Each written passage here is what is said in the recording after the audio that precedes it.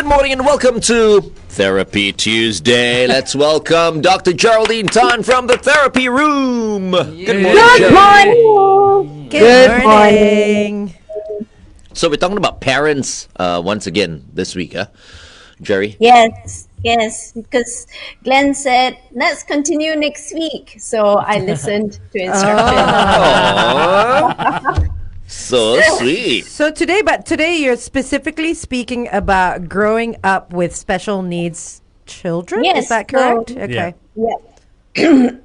Because we know being a parent is tough, but having a child with needs is definitely even more trying for many people.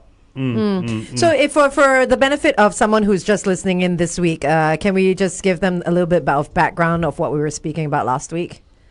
Because Sure. I can't remember. So for the benefit may of be Glenn, honest. We were looking at parents' mental health, but somehow, so I wanted to start with what we needed as children. And I think we were talking about, Shaun wanting support, wanting patience. And I think Glenn was talking about wanting attention from both parents, quality attention. And somehow we segue into we need to tell our children, I love yous. And that was the most beautiful part. I mean, every part is beautiful, but that was a very, very good reminder for many parents. Yeah. Okay, But then I remember now. It's all coming back. It's all coming back to me now. Sounds like a song. Yes. And also I was encouraging parents to introspect a little bit, to look at their own issues, because sometimes in parenting, we don't know why we behave in a certain way. So it could be unresolved issues. It could be our own yearnings, our own ambitions that we place on the children, and our current pressures, our current expectation. So the past, the present, and the future can all affect us if we don't get rid of it. So would these be sort of like considered blockers?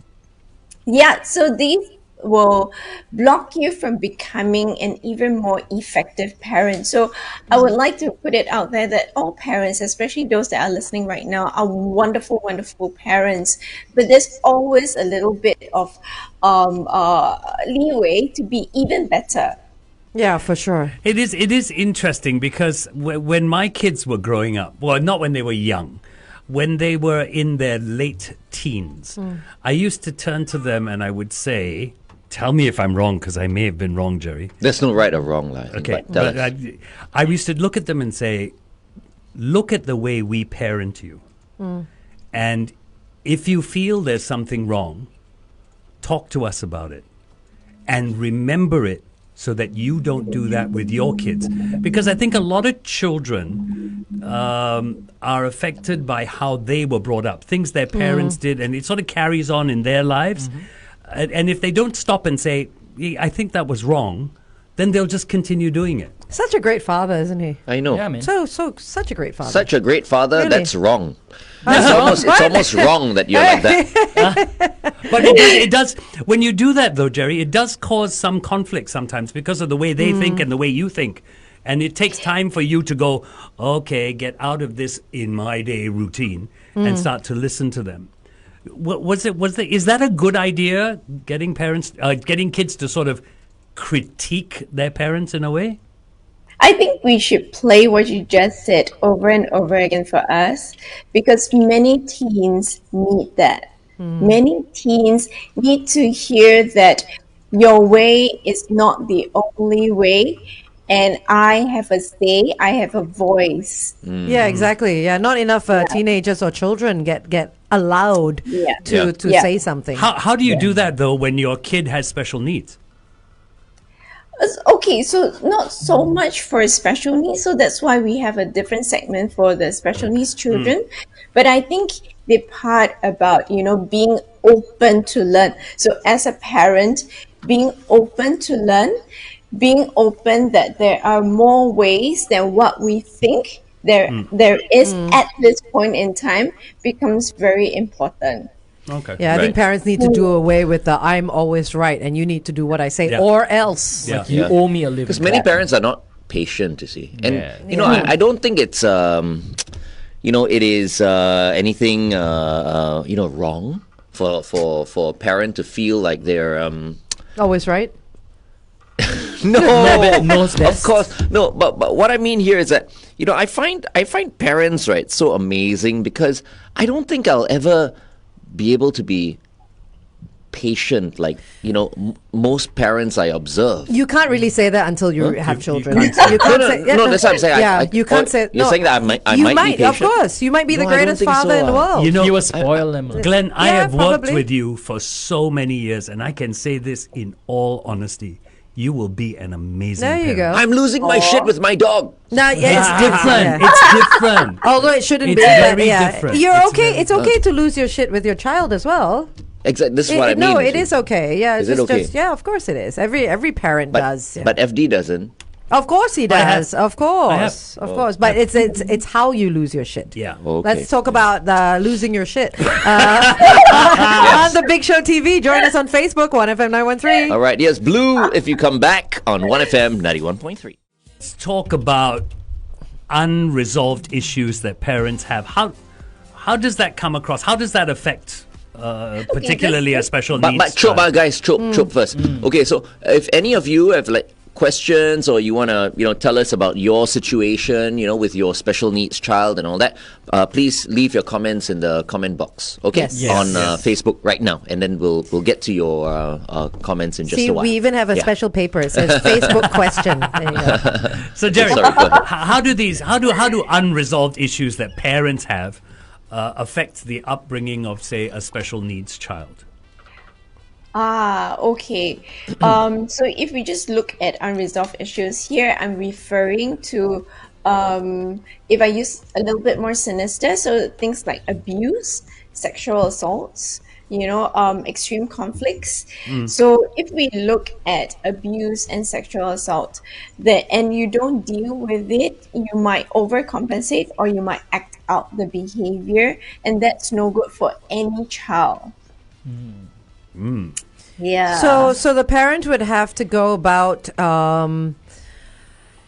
resolving what they're going through or what they have gone through as a child or when they were growing up, and then Yes. make sure that it doesn't Yes. translate to their upbringing with their child. Yeah. Yeah. So these would be a little bit more sinister. Something that is not so sinister that might be something people can resonate would be issues with their own parents, issues with their own family, internal conflicts where maybe they are very oppressed. Maybe they feel like they have to be the perfect child. And then they have a special needs child. So how do they reconcile with that? Are they broken once again? Are they less than perfect once again? So that becomes very uncomfortable for them to sit with. And then how do they approach their child, although they do love their children? So are we saying that if we don't resolve these issues, for example, going back to the sinister, abuse breeds abuse? Neglect It might. breeds neglect? So there would be a high correlation in for those that are abused to abuse their children because not because they want to, but because they have no other templates or they have no other examples placed in front of them. So they default to that mode that they have known all these years. That's why I always say that badly behaved people. I mean, of course, there are cases where it doesn't happen. Are all down to upbringing. Is that? I mean, have you seen that to be majorly true with the Nature people that and you see? nurture, right? So if we look at the whole nurturing process, that can definitely help. But we do have those small percentage that is more nature, so they have a bit more of that psychopathic deviance or narcissistic personality. So Wow. that would be more nature. Yeah. Okay. Jerry, what kind of advice do you have for parents who have special needs children and who are feeling right now that they have to be by the side of their children for the rest of their lives? Like, because their children are so dependent on them. I mean, children could be in their late teens already, but still extremely dependent on them. Yeah, there I'm are a sure lot they of need them. like, Yeah. loads of encouragement and Yeah, right? so It's not okay, easy. so if we look at the stress for these parents, I've divided it into the five F's. Okay. F not Okay. in any bad way. It's not grading system. I know our Singaporean parents immediately think of grading. No, five F's: family, finance, friends, future, and fantasy. Again, this Okay. is Okay. a very original, okay? You don't find it anywhere. So, I think the parents would be very worried about their, if we look at what Glenn is talking about, the future of the child, you know, what does this future, or what does the child's future look like if the child is not able to be independent, Right. right? Then we look at the family. Family, I will extend it to like the community that is able to embrace and accommodate this child's or teens or young adults' needs. So that's why we are, educating the public so much to look out for these people and be inclusive. Yeah, because correct me if I'm wrong, but like when a special needs child is very very young, it's a little bit easier. I don't know. To look after than when they get older and become an adult. Like what Glenn was saying, to be fully dependent on as a parent must be harder when the child turns into a teenager and then becomes an adult. Is that true? It is because, so like for many of my Aspergic young adult clients, they have very little social quotient. So they treat people, they are able to communicate, they look like you and me, but they can be very curt or they're very rigid in some of their ways. Now, one of the things that I always encourage these young adults to do is if you're having Okay, Jerry, hold on, huh? difficulty. Hold on. We'll go on air and talk Can about ask that this. question again. FD Okay. stand by one track. 1FM 91.3, you're tuned into The Big Show and The Big Show TV with Glenn, Angel, FD, Shaun. And today, being a Tuesday, we've got Dr. Geraldine Tan from the therapy room. Once again, good morning, Jerry. Before the break, or rather, we were talking on The Big Show TV early on. I kind of brought this up. Parents who have special needs children and the psychology of these parents, perhaps maybe thinking that their children will be dependent on them for the rest of their lives. Any words for parents who are in this situation right now? What do you think goes through their minds on a regular basis? So the five F's we were talking about, family, finance, friends, future, and fantasy.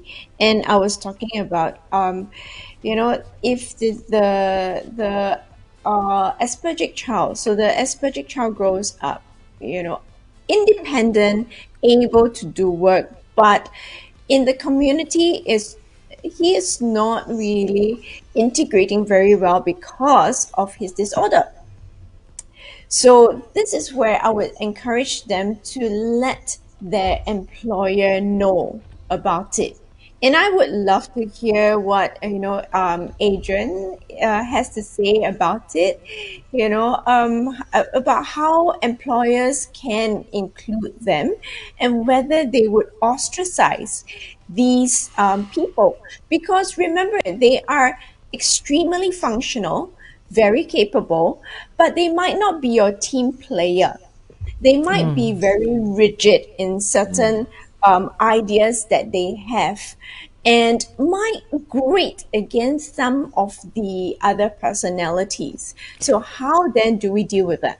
So for in terms of job wise, they would have a role that it's a little bit less social, right? Not something where you're the face of the company and you're doing Correct. maybe some administration work where you're just at your desk. Who is this, Adrian?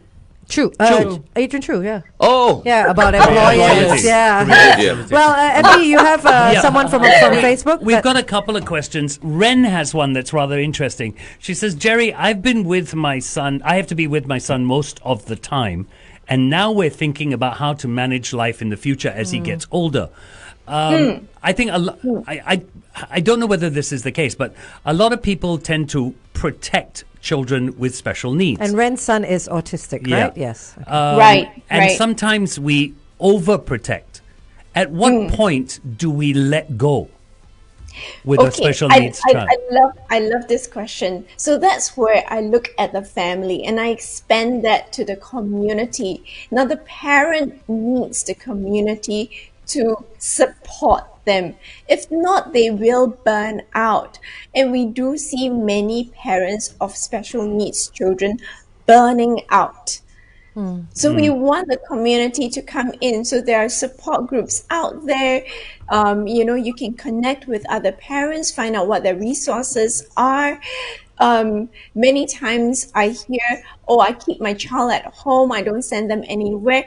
Well, these children can participate in all the enrichment programs. We are in Singapore, so enrichment programs, big thing, right? So Yeah. your swimming, your martial arts, your art classes, and these parents have already this resource pool of who you can send them to. So these teachers of enrichment classes are very equipped to deal with special needs children. So send them out there, permit them. So trusting that whole community, trusting the process, and sending them out. Yeah, I think Ren is extraordinary. Ren, if you're watching right now, I mean, stay strong. I don't know how you do it, but whatever you're doing, keep doing it. When we meet Ren, she's like she's so positive. She's Yes. full of Yeah. energy and all that. Because for Ren, right, her son, right, is autistic and suffers from epilepsy as well. Oh, wow. So Okay. that makes it It's a double whammy. Yeah, which even is harder. which is going back to my question that when they're children, I feel because I can't speak from experience that it's a lot easier to bring them up, but we tend to forget that children become adults. So it's not just special needs children; it's also special needs adults who still have parents looking after Well, them. this is what Ren was saying, and this is why I think it's important what Jerry just said. She said, as they get older, it becomes more difficult, and it becomes more challenging. Yeah. Okay, we can continue to discuss that on the Big Show TV. Join us on Facebook. All right, here's Pink with A Million Dreams on 1FM 91.3. We can continue from where we left off. So, I mean, how do parents do it? Especially when they get to a certain age where they're the same size as you. Before that they were just little kids where you could carry them around, you could look after them. And Yeah. how do parents do it when they get older? Let's take Ren's situation, case. Okay, yeah. Ren's situation, because Yeah. I mean we did say there are things that they can do and all, but for Ren's son, Yeah. right? I'm sure she's worried if she lets him go Yeah. and do his stuff, he might suffer a fit or something like An that. So as a epilepsy result of that, I think Constant watch. she Yeah. stays close to him, a lot of the time.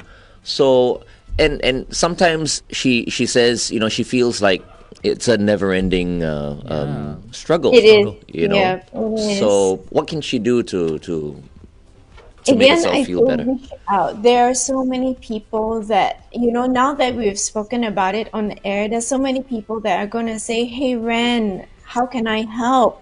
And these people genuinely want to help.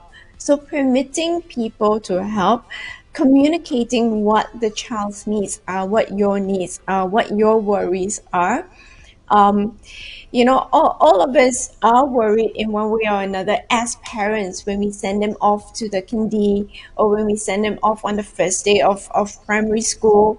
You see parents peering and say, is my child eating? Can my child buy food from the canteen, as if they're going to starve? They're not. Come to the toilet. So we as parents, we naturally have no, we it's not natural. I mean, it is that role that we are given to protect our children.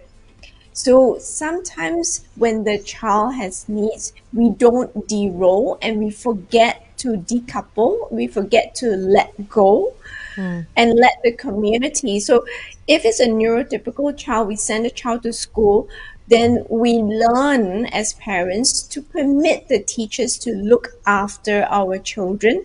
We permit that community to look after our children. But as a parent with special needs, sometimes we forget to do that. And I want to encourage parents to try. It's very, very difficult, but to try, because only then you can see that we are taking good care of the child. That means the community is taking good care of the child. And I would say many the healthcare workers, the mental health professionals are working very hard to educate the community, to let them know so that your children will continue to have the best care. So allowing yourself to accept the help that is out there. Yep. And perhaps Trusting the process. And perhaps, Jerry, for some parents, I mean, we should also encourage them to see a mental health professional, just so that they can cope with their situation. Yeah. Because I mean, we're always focusing on the kids and all that.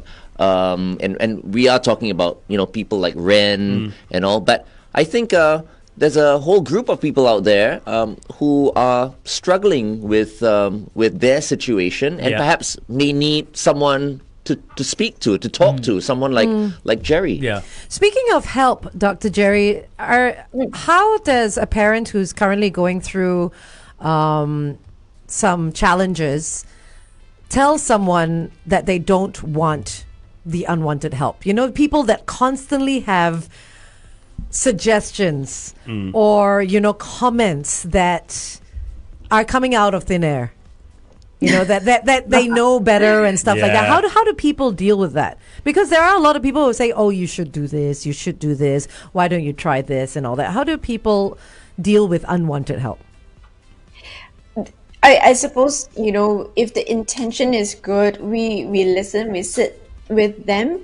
But parents, knowing their boundaries, would say, "Oh, thank you. I am doing what I can," and typically the person will back off because every parent is already trying their best, so you can gently tell them to back off. I'm doing what I can, thank you for your suggestion, and just leave it as that. We don't need to, the last thing the parent wants is to try and debate with the person whether the method works or not. The best way to cut that communication is not to engage with it at all. Yeah, because you get a lot of overzealous, sometimes relatives as well. Yeah. You should be doing this with your child. You should be doing that. Yeah, Jerry, I've got a question. You deal with special needs children, correct? Yes. What are some of the things they say they need from their parents? They need openness. So earlier we spoke about the teens that needed to hear their parents say their way is not the only way. So they need their parents to be open with them, because these children, they grow up and they also want to explore their ways. Might not be all right, but they also want to explore. But we forget that they have emotions, they have needs, they have wants, and some of them are really cute. I think after you work with the Down syndrome children, they can tell you, I want this. Oh my I God. want that. They're so Why cute. cannot, I worked and with FD once. Oh my God. They are unbelievable. But They're very these are Yeah. assuming kids can communicate what they want. What about the children that cannot communicate what they want? They communicate. It's just that we don't notice. Or They listen. communicate. Yeah, they communicate in non-verbal ways. They scream, they stomp, they hit, they bite. And you go, yeah, but they don't do that all the time. So when are the times they don't do it, and do we pay attention to it? When are the times that they do, and we are still repeating our mistakes? They are not repeating the mistakes, mind you. We are repeating the mistakes. So can we do it differently? So looking for the triggers that happen just before they start, say, throwing a tantrum. I don't know what it's called, but yeah. Sometimes it's meltdowns, and the meltdowns can be Okay. quite bad. Yeah. Okay. Okay. Or they would. No, go ahead. No, we're gonna go on air. So traffic update, and yeah. then In 1 minute. We've still got a few questions. we can read out a few Communication, comments. Yeah, I'm Yeah, sure so that. just to recap, because just now we were talking about Ren. So she says, yes, I have to monitor him every minute. If not me, then the helper watches him. Guys, it's really, really tough. Okay. She also says maybe hire a nurse and so that you can give him his medication on time and stuff like that. Yeah, I want to deal with that later when we come back. Last one, Maul says, yeah, unsolicited advice from her, hearsay and Google are really terrible. Sometimes it causes more harm than good. Yeah, for sure. Yeah. For sure. That's very true. That is Okay. very, very true. You gonna read those comments we again? still got and 30 read- seconds. go on There, air there is later or one. what? There is one that I want to deal with, and that's the one with medication. Okay, I do want to okay. ask a question regarding medication and children with special needs to see how we can help them with All that. right. Okay, let's do traffic. Stand by in 3. Welcome back to The Big Show and The Big Show TV. It's a Tuesday, and that's why we have Dr. Geraldine Tan from the therapy room with us. Good morning, Jerry. So, Jerry, Good morning. we've been talking about allowing our children to gain independence, allowing the community to help them, and having faith in the community to do that. Then Ren came up with this medication idea. Maybe we need a nurse to be with him all the time to give him his medication.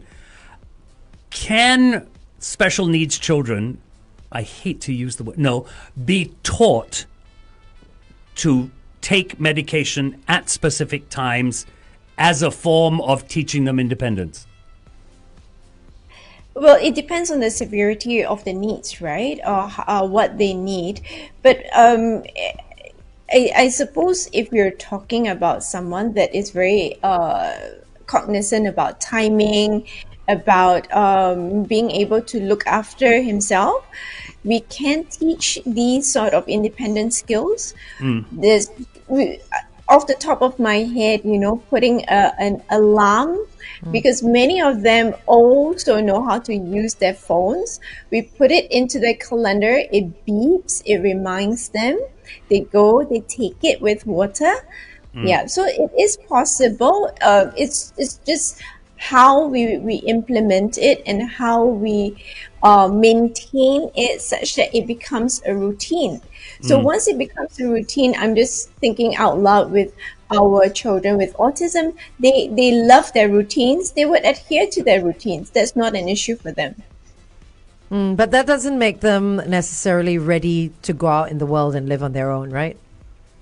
Because there's so many other things that are involved as well. Yeah, for some of them, So we looked at the finance also.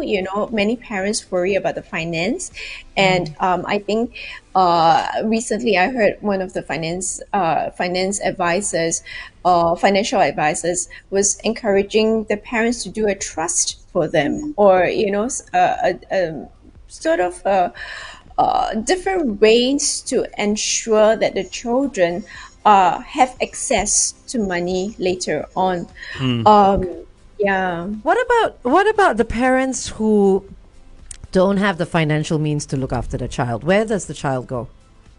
I mean, are there homes? Are there centers that they can be looked after?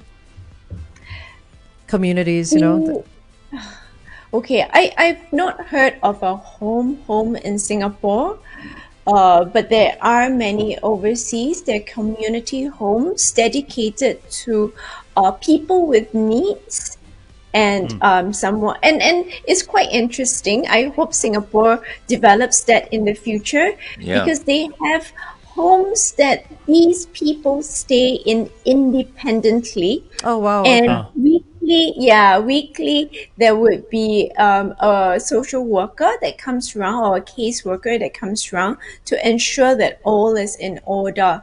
So these are more higher functioning individuals that can cook, look after themselves, and do simple work. So it's almost like a gated community where everyone kind of is together and mixes Yes. around.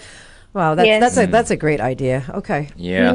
Hopefully, I mean, we have something like that here. Yeah, Yeah, because in I the can future. imagine not everyone can cope. Yeah. Yeah. You know, Yeah. it's not an easy Right. task Yeah, at all. And we need people, specialists, Yeah, who for know sure. how to look after people with special needs. Yeah. All right, we'll continue to talk to Dr. Jerry on The Big Show TV. In the meantime, here's Savage Garden, Daniel Jones, Darren Hayes. I Knew I Loved You, right here on 1FM 91.3. Good times, greatest hits.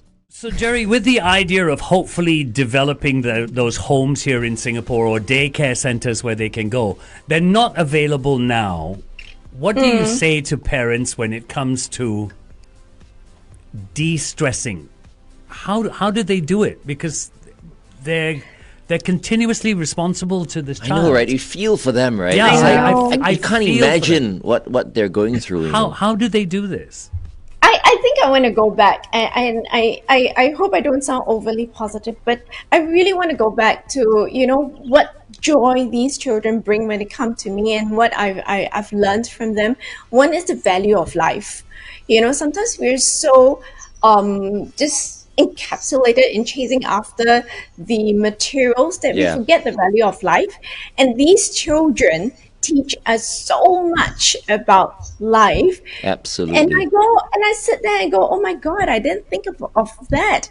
So one is to pay attention to what our children are teaching us. It's not just us looking after our children, needs or otherwise, The other one is they teach us to slow down our pace. We're so eager to get one thing done after another thing, but they teach us to slow down. So parents, please, just permit yourself to pace yourself and slow down. And be patient.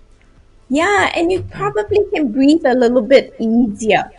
Okay. And the other thing, the last one, is to celebrate small moments. We always forget that. Jerry, it's very interesting. We got two people who came through on our Facebook page. There is a new AWWA school in Bedok for special needs kids. Oh, nice. Okay. Okay. EY has been there. Yeah. Yes. There's another one. It's a website, sntc.org.sg. Have you heard of that? So that looking that at is a MTC. trust. You That can is check it a out. trust that I think someone is trying is saying that we can go there and Yeah. and Yeah. look at So that. Yeah. SNTC is Special Needs Trust Cooperative. Cooperative. So that means they Yeah. would set up trusts for kids. Or they would help you do just that. Special And not- needs planning. That's what they're saying. Plan ahead so your special needs savings scheme as well. So I guess saving for the future for the kids, for yeah, kids, for yeah, kids, who Yes, become yeah. eventually adults that need money to live, Yeah. and survive. Yep. Yeah. Thank you for sharing. I think it's very, very useful for all the parents. And what's AWWA? AY is a special needs school, and they teach the children. They have educators there, therapists there, and they have teacher assistants. So they teach the children. It could be the academic part of it, the daily living skills, Okay. occupational therapy, speech therapy. So all that under one roof. So it's a school, not a living facility. It's not a living facility. No, then. no, Okay. it's a school. Yeah. I'm surprised that Singapore doesn't have somewhere like what you were talking about, like a care No. village where everyone can just Yeah. hang You out. know, it and takes money live. also. It takes money. No, I know. Yeah. Yeah. We'll We get have- there. We'll get there Yeah. one Get there day. slowly, Yeah. I No, guess. the government has to see value in this particular community for them to invest money in. Yeah. Because in other countries, it's privately owned. A It's lot of not it would so be, much, yes, yeah, yes. the government, right? That is But very over true. here, I mean, we're looking towards the government to Yeah, start yeah, something yeah, like this. yeah. Back to parents again, Jerry. So for Yeah. parents who are really troubled and will perhaps maybe starting to feel depressed and all that, apart from therapists that they can go to right? Is there a hotline they can call? For those who wow. want to remain anonymous, but do need some advice, to go on living with their situation. Someone to talk to. Yes. And who understands. Yes. So if you look at the different communities, they would have their helpline numbers that you can call. Yeah. The things like touch, or you have reach. You have not SOS, but the different helpline numbers. Yeah, that you can call in and check in. Yeah, and I think you make a very good point. I think, just recently I had parents coming in of special needs children, and I was really, really surprised. And I realized that many of them, once their child is being diagnosed, they needed to grieve. They needed to grieve over that trajectory of life that they thought their child would have and cannot have anymore. Yeah, so they needed to process that. Jerry, someone has said that Touch also has the Touch Uni Hostel, which Ubi Hostel, which provides residential services as well. I know about the hostel. I'm not sure whether they receive or they accept people with needs. That one, I'm not too sure. Yeah. And I'm Okay. sure there's some certain type of criteria that they need to Yeah. pass Possibly, before yeah. before going. But again, in another there. place for you to check, touch.org.sg. Okay, so there is some help out there. That's good. All right. Okay. Any final words for parents Yes. living, the mental health of parents who are living with special needs children? Yeah, I always emphasize this. So, one, I want you to be kind to yourself. So we mentioned about trusting the process. We mentioned about immersing yourself in a community, and the last one is being kind to yourself. Because many times these parents are very, very harsh to themselves because they cannot let up. They are afraid that something would go wrong. But in doing so, you're like a rubber band that is, stretched too far and might snap. Okay. Okay. Yep. Thank Final you. words, Dr. Jerry? Yes, today being Tap Gome or Yuan Xiao Jie, the Lantern Festival, let me do it in Mandarin. Okay, Oh, nice. and I 祝大家身体健康，笑口常开，万事如意，事事如意，心想事成，步步高升。还有 for the family，家和万事兴。And for those that own businesses，事业蒸蒸日上，开。And that is Well done. Yay. 很好，很好。新年快乐. Okay, going back on it. 3, 2, 1. Goals with Girlfriend right here on The Big Show and The Big Show TV.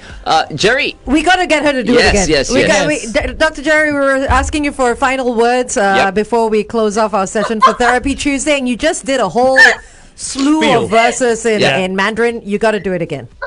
Okay. So I'm gonna. I actually have a script here. So Okay. Of course, there's no way you can remember all that. Yeah, boy. some people can, but in any case, 祝大家身体健康，笑口常开，万事如意，事事如意，心想事成，步步高升。And for the family，家和万事兴。And for those that own businesses，事业蒸蒸日上，开。谢谢，谢谢。 Showdown! Well done. Okay. We receive everything that you just said. Um, Thank you, Dr. Jerry. Thank you, Jerry. Have a wonderful week ahead. Next week. You too. Bye-bye. Bye-bye. See ya.